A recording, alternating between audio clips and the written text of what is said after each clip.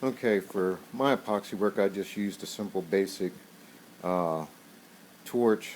I use MAP gas, that's what I had loaded in, and that's what I feel pretty confident working with. You can do the same thing with propane. You can use like a mini welding torch setup again, but I find this easier to handle and maneuver around the stuff I'm working with. So again, what I'm going to do, I'm going to go over the surface real good looking for bubbles. And like I said, I pointed out that real big air bubble at the top of the workpiece there.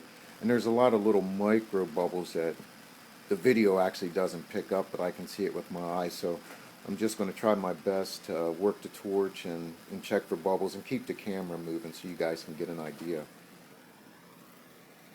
But as you can see, I don't get the torch real close to the workpiece. I just keep it moving ever so slightly.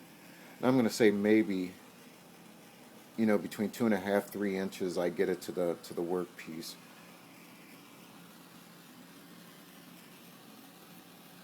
But as the bubbles pop, and if there is bubbles, you can actually kind of see it like burp, like bubbles coming from below the surface, popping at the top of water.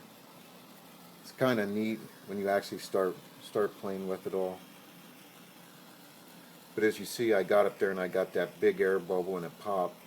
But they'll pop right back up at times. So you just gotta keep your mind on what you're doing, what you're after, that sort of thing. And just keep checking your workpiece.